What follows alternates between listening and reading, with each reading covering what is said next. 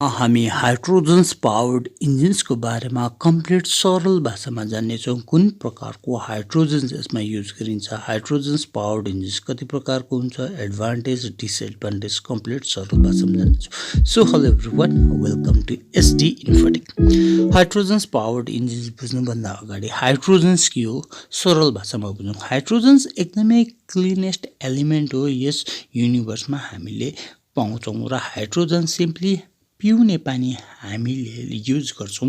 त्यो पिउने पानीमा पनि हाइड्रोजन्स र अक्सिजनलाई सेपरेट गरिसकेर इलेक्ट्रोलाइसिस प्रोसेसको थ्रुबाट हाइड्रोजन्स हामीले इजिली प्रड्युस गरिन्छ र हाइड्रोजन्स जुन प्रड्युस गरेको हाइड्रोजन्स एनर्जीको रूपमा कुनै प्रकारको गाडीलाई मुभ गराउनु अथवा ड्राइभिङ गराउनुलाई त्यो गाडी अथवा त्यो इन्जिन्सलाई नै हाइड्रोजन्स पावर्ड इन्जिन्स भनिन्छ। त्यो गाडीलाई हामी हाइड्रोजन्स भेहिकल्स अथवा कार भनिन्छ। र हाइड्रोजन्स जुन कति प्रकारको छ भने हाइड्रोजन्स हामीले धेरै प्रकारको देख्छौँ, जसमा हामीले मेनली कुरा गर्छौँ ग्रिन हाइड्रोजन्सको कुरा। र ग्रिन हाइड्रोजन्स एकदमै सस्टेनेबल्स, इन्भाइरोमेन्ट फ्रेन्डली र एकदम यसको नेट 0% कार्बन फुटप्रिन्ट हुन्छ ग्रिन हाइड्रोजन्स बनाउँदा। र मतलब सिम्पल भाषामा बुझ्नु भने ग्रिन हाइड्रोजन्स बनाउने जुन मेथड छ त्यो हाइड्रोजन्सलाई बनाउँदा कुनै प्रकारको फसिल फ्युल्स, कोइला अथवा अदर रिसोर्सेस, जुन रिसोर्सेसले चाहिँ कुनै प्रकारले एउटा कार्बन इमिसन्स रिलिज गर्दैन हाम्रो इन्भाइरोमेन्टलाई, हाम्रो प्रकृतिलाई, त्यो हाइड्रोजन्सलाई भनिन्छ ग्रिन हाइड्रोजन्स। र rest other hydrogens like brown, grey and blue हाइड्रोजन्समा काहीँ न काहीँ हामीले कार्बन फुटप्रिन्ट देख्छौँ। But in a green hydrogens means a 0% carbon footprint of carbon emissions. भन्नुको मतलब जुन हाइड्रोजन्स हामीले ग्रिन हाइड्रोजन्स चाहिँ एकदमै इन्भाइरोमेन्ट फ्रेन्डली हो जब त्यसलाई बनाउँदा पनि अथवा त्यो हाइड्रोजनलाई एक्सट्र्याक्ट गर्दा। र हाइड्रोजन्स पावर्ड इन्जिन्स बेसिकली दुई प्रकारको हुन्छ। यसमा हामी हाइड्रोजन्स फ्युल सेल टेक्नोलोजी अथवा hydrogens fuel cell technology just like exactly is a electric vehicles.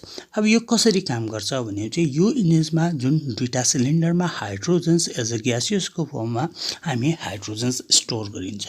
त्यो हाइड्रोजन स्टोर गरेको हाइड्रोजन्स फ्युल सेल स्टेकमा थ्रु एउटा इलेक्ट्रोलाइसिस प्रोसेस गरिन्छ। जुन इलेक्ट्रोलाइसिस प्रोसेसको थ्रुबाट त्यसले इलेक्ट्रिसिटी क्रिएट गर्छ। जुन इलेक्ट्रिसिटी क्रिएट गरेको जुन मोटरको थ्रुबाट गाडीलाई ड्राइभ गर्छ, त्यो टेक्नोलोजीलाई हाइड्रोजन्स फ्युल सेल टेक्नोलोजी भनिन्छ। भने त्यो भेहिकल्स हामीले एउटा नितिन गडकरीले ज्यूले युज गरेको जुन मिराई छ एउटा पाइलट प्रोजेक्टमा, त्यो गाडी पनि एउटा हाइड्रोजन्स फ्युल सेल टेक्नोलोजी हो। र रेस्ट अफ द अदर अटोमेकर्सहरूले पनि जुन हाइड्रोजन्स फ्युल सेल टेक्नोलोजीमा एउटा research and develop plus already यिनीहरूले गाडी लन्च गरिरहेको छ। र विशेष गरी नेक्स्ट अर्को आउँछ हाइड्रोजन्स इन्टरनल कम्बसन इन्जिन्स। यो चाहिँ के हो भने जुन हाम्रो एक्जिस्टिङ जुन ट्रेडिसनल्ली युज गरेको जुन पेट्रोल अथवा डिजल इन्जिन्स छ, त्यही इन्जिन्सलाई नै हामीले हाइड्रोजन्स फ्युल एनर्जीको युजमा गरेको छ इन्स्टेड अफ पेट्रोल अथवा डिजलको बदली। त्यो इन्जिन्सलाई नै हाइड्रोजन्स इन्टरनल कम्बसन इन्जिन्स भनिन्छ। र धेरै जस्तो कम्पनीहरूले यस हाइड्रोजन्स इन्टरनल कम्बसन इन्जिन्समा पनि आफ्नो R&D रिसर्च एन्ड डेभलपमेन्टमा पैसा खर्च गरिरहेको छ। इभन कतिवटा टोयोटाले त अलरेडी रेसिङ कार्सहरूमा पनि युज गरेको छ, जस्तै यामाले। र हामीले एब्रोडमा अरू वेस्टर्न कन्ट्रिजमा हेर्नु भने फोर्ड अलरेडी यसको लागि एउटा फ्युचरको लागि हाइड्रोजन्समा नै काम गर्ने भएको छ। र त्यसरी नै अदर अटोमेकर्सहरूले पनि इभन इन इन्डियामा हामीले टाटाले भयो, अशोक लेल्यान्ड्स, रिलायन्सले मिलाएर अलरेडी कमर्सियल्स गाडीहरू hydrogens fuel cell technology plus hydrogen internal कम्बसनमा गाडीहरू बिस्तारै इन फ्युचर्समा पनि निकाल्दैछ र यसमाथि धेरै पैसा इन्भेस्ट गरिरहेको छ र बेसिकली हाइड्रोजन्सको काम चाहिँ के हो भने चाहिँ यसले कुनै प्रकारको दूषित हावा निकाल्दैन। जब टेलपाइपबाट यसले पिउन सक्ने जुन पानी इन्भाइरोमेन्ट फ्रेन्डली छ। तर मार्केटमा किन हाइड्रोजन चाहिँ आजभन्दा 10 वर्ष अगाडि आएन, 15 वर्ष अगाडि आएन भने जुन हाइड्रोजन्स बनाउने मेथड त्यो अर्लियर 19मा थियो। तर हाइड्रोजन्स जुन बनाउँदा हामीले जुन रिसोर्स त्यसलाई एनर्जीको लागि युज गरिन्छ, जुन कोल फोसिल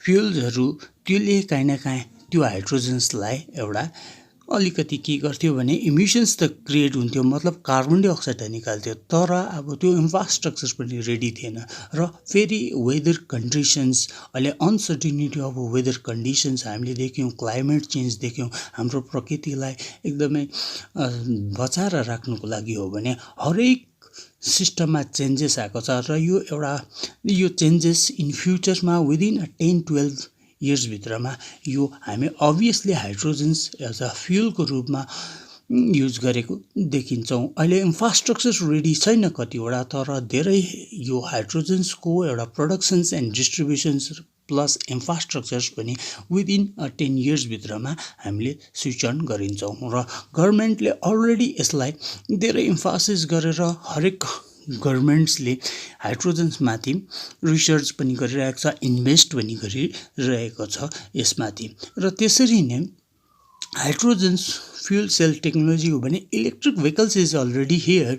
बट के हो भनेपछि इलेक्ट्रिक भेहिकल्समा पनि अलिकति हामीले जुन कार्बनको इमिसन्स देख्छौँ, किनभने इलेक्ट्रिक भेहिकल्स सोरुमसम्म पुग्नुभन्दा अगाडि जुन इलेक्ट्रिक ब्याट्री युज गरिन्छ त्यसमा ब्याट्री पावर्ड इलेक्ट्रिक जुन चाहिँ लिथियम आयन भन्छ, त्यो लिथियम आयन ब्याट्री जब त्यसलाई रिफाइन गरेर त्यसलाई निकाल्छौँ त्यसमा हामी कोबाल्ट, निकल एन्ड म्याग्नेसियम्स जुन कन्टेन्ट हुन्छ त्यो कन्टेन्ट गरेर त्यसलाई लिथियम आयन ब्याट्री बनाउनुको लागि नियरली झन्डै 14,000 जति कार्बन इमिसन्स अलरेडी हाम्रो प्रकृतिमा रिलिज गरिसकेको हुन्छ। त्यही लागि फेरि त्यो एउटा लिमिटेड सोर्स प्लस ब्याट्रीलाई रिफाइन गर्ने जुन प्रकारको इन्फ्रास्ट्रक्चर पनि रेडी छैन हरेक देशकोमा। र विशेष गरी आउने दिनहरूमा जुन इभी प्लस हाइड्रोजन्स जुन फ्युल छ त्यो नै एउटा फ्युचर अफ द फ्युल भनेर मानिन्छ।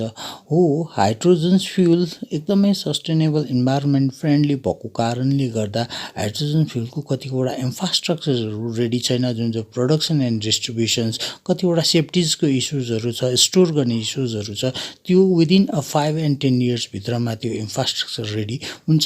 फेरि एज कम्पेयर गऱ्यो भने इलेक्ट्रिक भेहिकल्स भन्दा पनि जुन प्रकारले इलेक्ट्रिक भेहिकल्समा चार्जिङको इस्युज छ, जुन चाहिँ फास्ट चार्जिङ विदिन 25 मिनट्स लाग्छ भने जुन चाहिँ एउटा नर्मल चार्जिङ गर्नुको लागि हामीलाई 8 to 9 आवर्स लाग्छ। तर जुन हाइड्रोजन्सलाई फ्युल रिफिल गर्नुको लागि इज 5 to 10 मिनट भित्रमा नै फेरि गर्छ। यसको लङ ड्राइभबिलिटिज फेरि एज कम्पेयर इभी भन्दा ज्यादा दिन्छ। र मेन कुरा आउँदैछ जुन प्रकारले स्पेस जुन हामी लिथियम आयनमा होल गाडीको स्पेस खान्छ भने यसले एउटा सर्टेन 2टा सिलिन्डर या एउटा सिलिन्डरमा मात्र यसले काम गर्छ। यसको धेरै एडभान्टेजहरू छ, त्यही कारणले धेरै जस्तो अटोमेकर्सहरूले जुन बिस्तारै स्विच अन हुँदैछ अदर अल्टरनेटिभ फ्युलमा। एउटा अल्टरनेटिभ फ्युल आउने दिनहरूमा विदिन 10 इयर्सभित्रमा हाम्रो त्यो इन्फ्रास्ट्रक्चर रेडी देखिन्छ। र अहिले हामी flux engines, CNG, एलएनजीहरू alternative fuel मानिन्छ। यो थियो